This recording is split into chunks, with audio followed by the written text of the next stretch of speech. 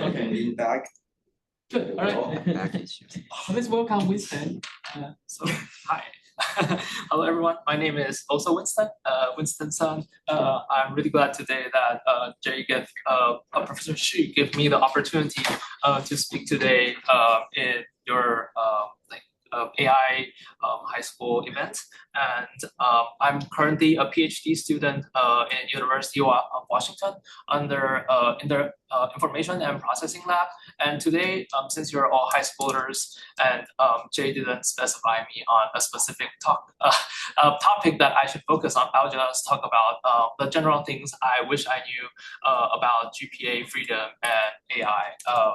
And the PhD path, if I were like 18 years old or sometime younger, like how you are right now. So, so this will be the outline of my talk, where I talk a little bit about my background, what I wish I knew when I was in college, and then later on about my path of PhD and some AI developments. So currently, my path was not like a straight line.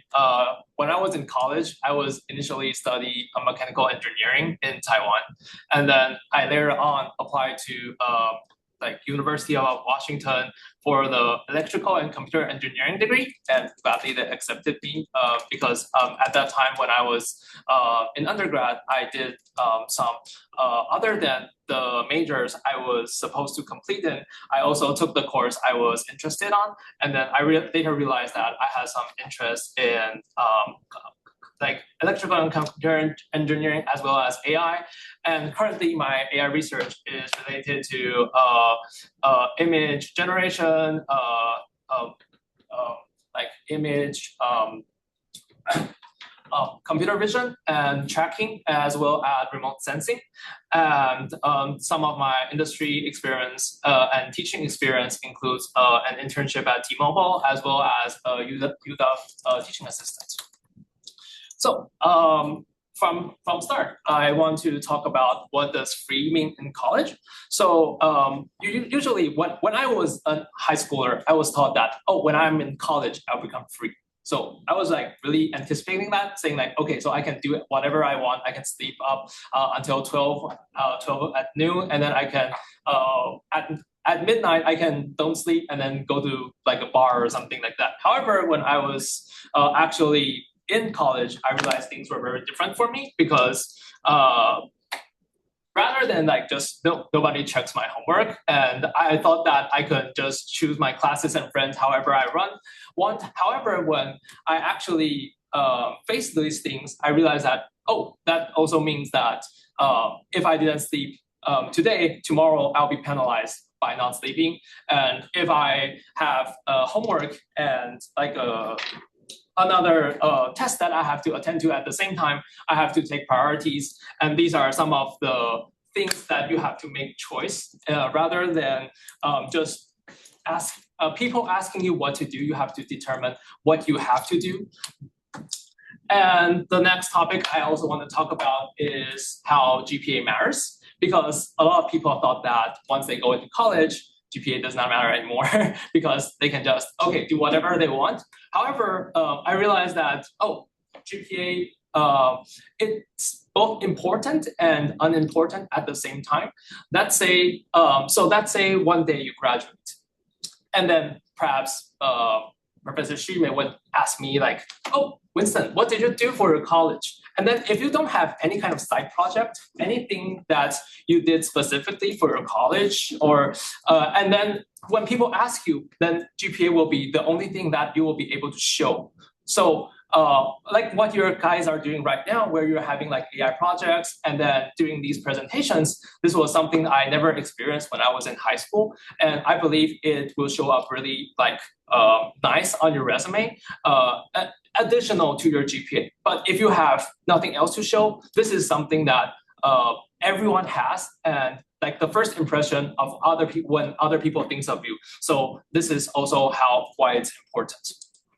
So, and okay, the next slide. So, and you also college is also not a finish line. So I want to remind all of you guys, like once you graduate from high school and then go into college, and then maybe you may think like, oh, once I get into college, then okay, I can be all free, and then my entire life is done. And then after college, I will live like a happily ever after. And however, like college is just the beginning of, it's sort of like a sandbox of where you learn the tools and skills you need in order to go to your next steps. Either you can go into maybe some industry or startup where you build products, or you can continue through academia, through master's or a PhD degree where you learn knowledge more deep.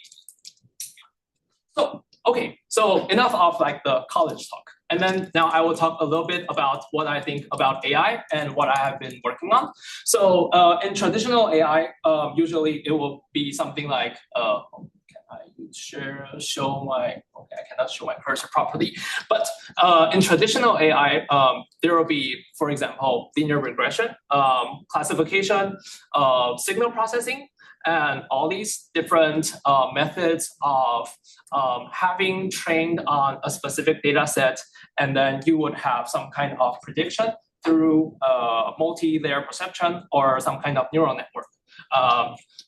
And as you guys showed just now, and those are really impressive. I have not done that when I was in high school. Oh, I'm sorry. And one of the things I did when I was also in college was like I did like a Wi-Fi signal quality prediction when I was learning with T-Mobile.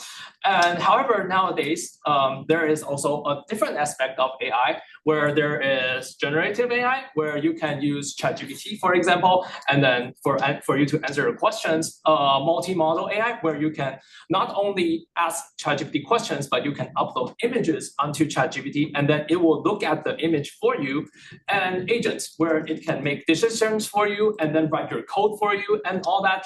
And especially, this is really impressive, especially that I saw the news like maybe just yesterday or today that an OpenAI had hacked Hugging Face. So some of you may, so OpenAI has some kind of model training for their security purposes. However, the AI wants to get a better score, so they jump out of the sandbox and then they just hacked Hugging Face where they expect the answers will be. And this is something like both very impressive and scary at the same time, because this reflects on us on how we need to think about AI safety and how AI will affect our lives in the future.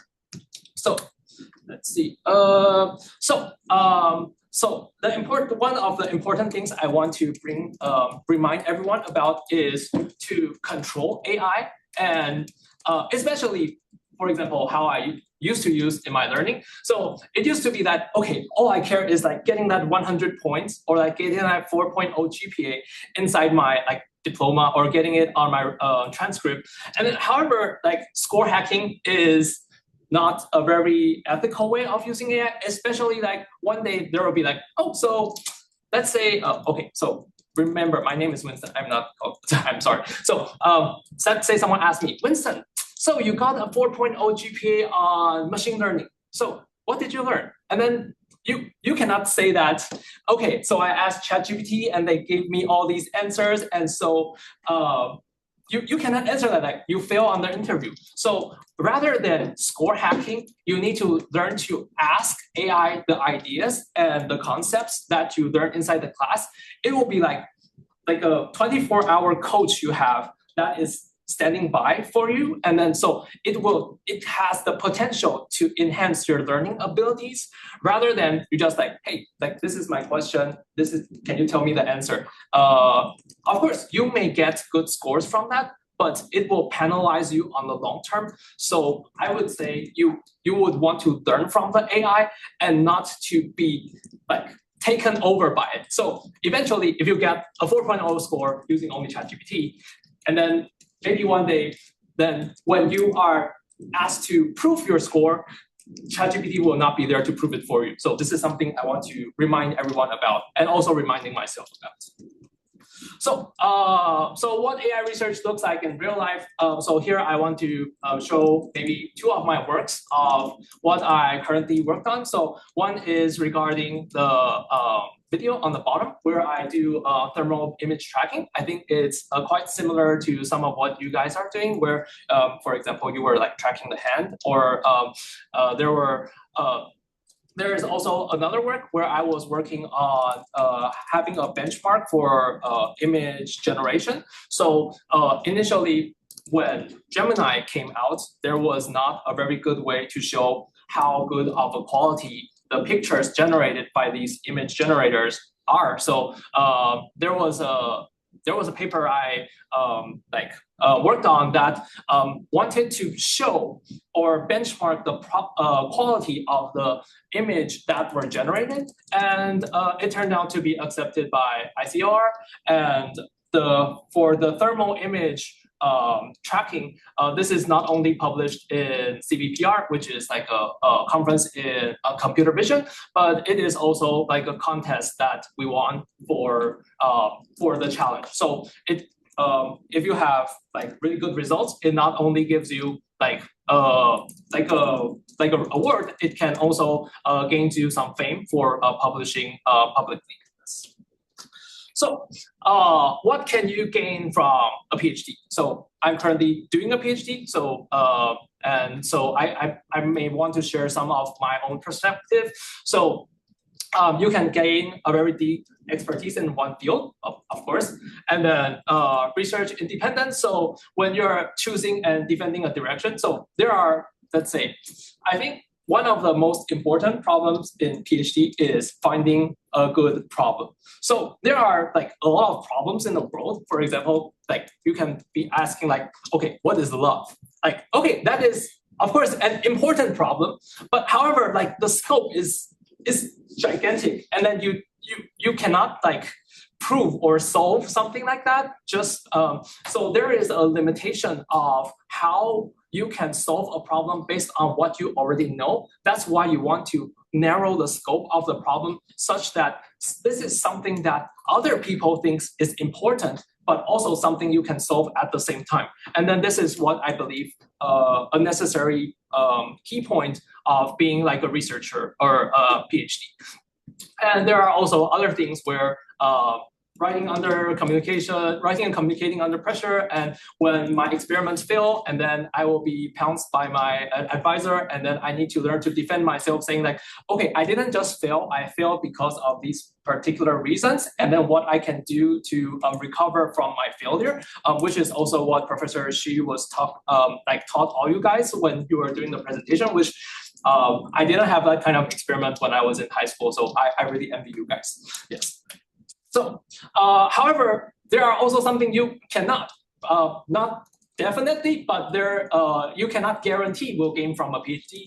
You cannot guarantee you would gain a high salary or easy life. For example, currently in the summer, I still have to do research, and you cannot instantly gain respect or perfect confidence. For example, even right now, when I'm speaking on the stage, my voice is still trembling a little. And for example, you guys were talking about like how Winston's slides were too wide or something, and then right after that, I was like, okay, my slides were too wide as well. And I was like, okay, so there are a lot of things that I can improve on my slides that, so it does not remove failure, rejection, or confusion. There are still a lot of improvement points as you go through. And then once you reach a certain threshold, then that proves that you're qualified enough to have like a PhD. Then it's not because you are PhD, then you get these things. Yeah. Okay, so my honest PhD lessons will be, you will feel like when I'm currently pursuing, I feel more lost than I expected, because there are things that I thought would work, and then I fail most of the time. And then sometimes reading or finding other people's methods is not enough, because in order to come up with a paper, if you just have like idea A and idea B, and then you concatenate them together, and then you publish a paper. And then my advisor always says that, Winston, what you're doing is so incremental. You're not having any innovation. And I was like, but where does like the innovation comes from? So some of these innovation comes from when you are looking at each individual like research paper or article, you realize that there will have some flaws or some connections that are too weak that you want to improve on. And that is where innovation emerges. And this is something that I want to share with you all. And I believe is something that perhaps you can publish a paper in high school, and then that would be like amazing. And yes, and then so some advice I would give my high school self, build some projects early, and which you are already doing, which is really nice.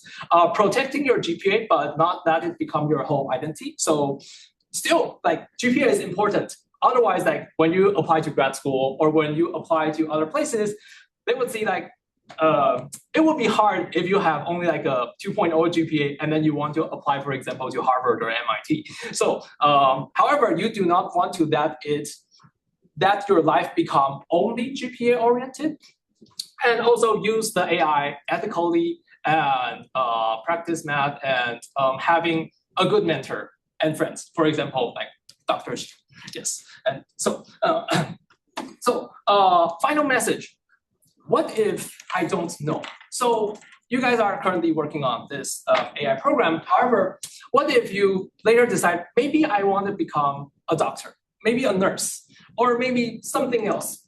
What if I don't think I want to do the things I want? For example, I was a mechanical engineering undergrad before. However, I decided to switch to electrical and computer engineering. I didn't know that I wanted to switch before. So I would say that think of what you can gain right now that helps you get to the next stage, rather than just like wandering around and then do nothing. I would recommend you think of what key pieces are missing that would allow you to gain right now that helps you to the direction that you hope you get to. For example, do you want to get a big job in big tech? Do you want to get a lot of papers and publications and get into grad school? Or do you want a lot of awards or scholarships to show on your like resume? So these are like a lot of different things that you can consider when you don't know. And not just like, okay, I don't know, so I decide to lay on my bed the whole day and then do nothing. So yes, and yeah, that's the end of my presentation. Hopefully it did not take too long. Yes, yeah, any questions?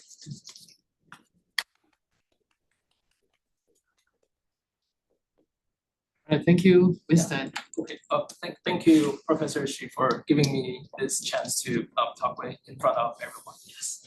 Yes, and please let me know if you have any questions. Yes. So I could start. Yes. So what were you thinking about your life when you were senior in high school? Yes. When I was in senior in high school, I thought that as long as I get perfect scores in SAT, and then I can live happily ever after. Yeah, but it turns out I did not get a perfect score, and then I also did not live happily ever after. So, and I regret it for just focusing on that one thing, because I realized nowadays, like having a good score gets you somewhere, but if you want to get somewhere beyond that, like the competition you are having is not just people score that are lower than you. You need to assume that, let's say someone you're competing for to get to the top schools, they have all the same scores as you. How do you stand out at that time? So at that time I was thinking of all about scores. So I hope that at that time I had think of other things then. Yes. So we have a Winston here want to make a big pocket money. Oh, so I'm curious about what you thought about in your high school, other than worry about college. Of course, everyone worry about college. Yes. You want to go to college, but other than college, do you have a goal or dream? What were you thinking about at the time? Did I have a goal or dream about? I was like, can I make a lot of money and then just like retire And then, no, because I did not have financial independence. financial independence. Wait, is that true? Every Winston billionaires? That's cool. Thank you. Yeah. All right, let's open the floor for questions. Or any questions about the slides you guys want to ask? Yes, I have a question. Yes. So I'm also a PhD student. Oh, okay, cool. What's the first thing you do when an experiment fails? What do you try to? I try to first I ask why it fails, and then I verify because I'm still a very you can consider a junior PhD student. So I ask my seniors of like what they think of my thought. Like so, I fail first. Let's say I think it's because I failed because of reason A, and then I show this saying like, okay, here's my reason A, and then like senior, can you tell me like whether this is a reasonable failure? And then currently most of the time he will be like, Winston, why didn't you think this through before you started the experiment? And then you should have considered like a few things before you started the experiment. And then while you do the experiment, you should have thought of these because experiments takes time. So for example, let's say I run some training on a model and it takes about, let's say 3 hours. And then you don't want to, like currently my biggest problem is that after it runs for 3 hours, I show them, okay, how I feel.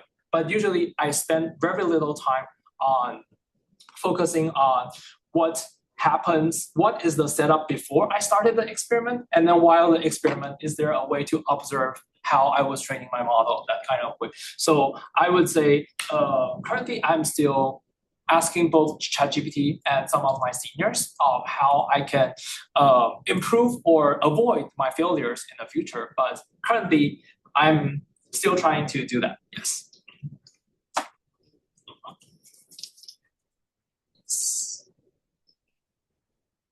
Okay, since you don't have questions for me, I would give one suggestion to like the demo part of what I saw like just now. So for example, when I was showing this, so I was trying to demo my result of having a good tracker, right?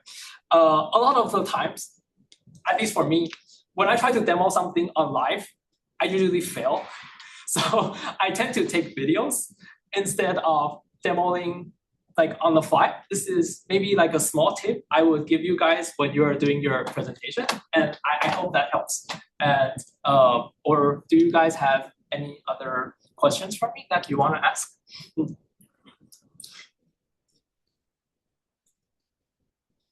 I mean, what exactly do you weigh GPA when graduating? So where do you weigh GPA so there are GPA, there are maybe, currently I can think of 3 things. So you mean when I enter college or before I enter college? I mean, Yes. During college time. During college? For yeah, during college. So- Because like I've heard like a lot of concern about GPA stuff because like Yes. some parents just, my mom Yes. specifically just asked me to like go to like my state college is like ASU. Yes. It's not the good college, but like it's It's a good to pretty- maintain a good GPA. And she said like in that way you can go to good what is it, graduate school Graduate school, yes. after the colleges. But the other is saying like you should go into the good college first, Yes. and then because like there are better connection and like better resources, and GPA is something that you need to like take care of. But like for the good colleges, they are like Harder to take harder care of. to maintain Yes. it. So I wonder like how to like weight it. I think I can separate your question into 2. So where GPA matters, I will answer that first, and then I will answer the second part, whether it is you go to.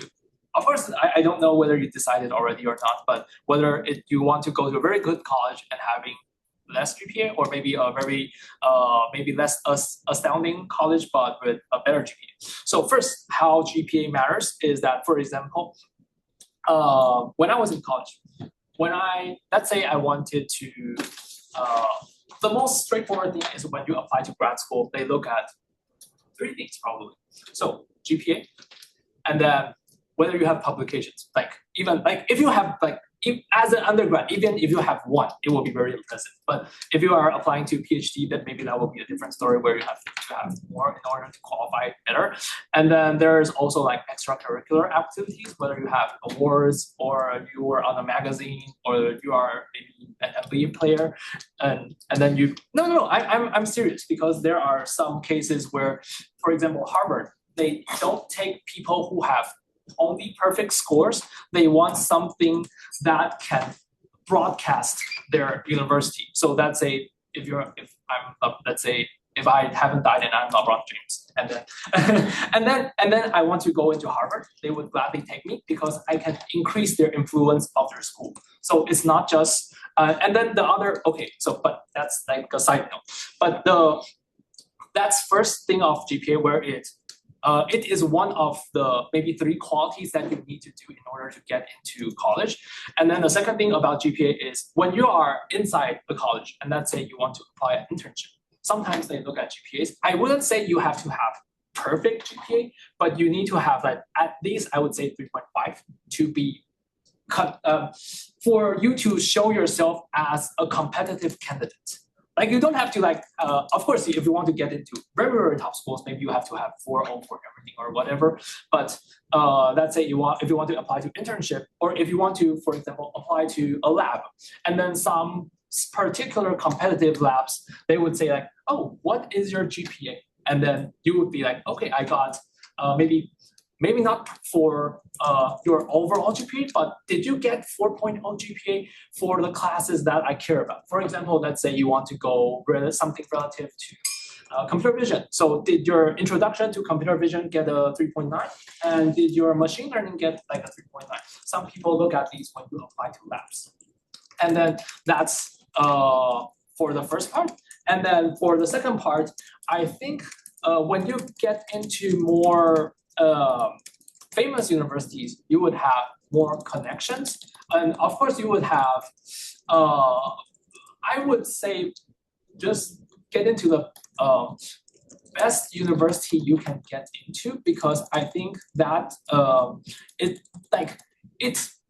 how should I state this?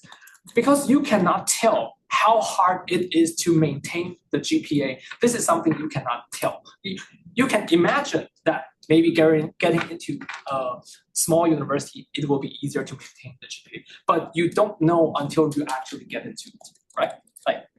Yeah, there's other consideration like factors. There are something you would anticipate and afraid of, but won't actually happen until they actually happen. So you cannot get, maybe it is possible, but it is really hard to get into 2 universities and study in 2 universities at the same time. You can actually compare on how easy or hard to maintain inside each university, but you don't actually know. And you can usually only bet on one university that you get into, right? So I don't think that would be a problem you need to consider. Just try to get into the best university plus program that you can get into, and then you can think of how to maintain it after you get it. Yes. Yes.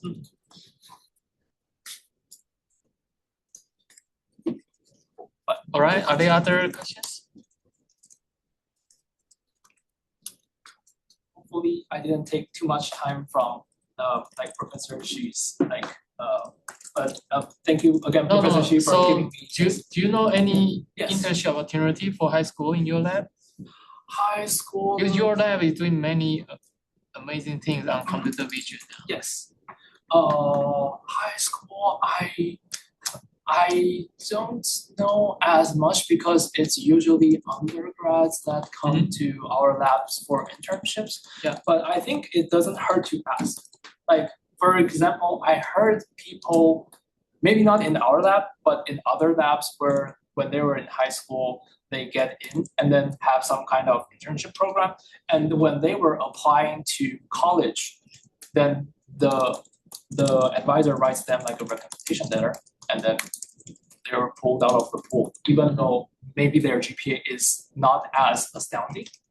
But if you did a good job inside the internship, that would be a very big plus. So I would say don't be afraid to ask, but if it's considering just my lab, I have only currently seen undergrads, but I don't think it would hurt to ask.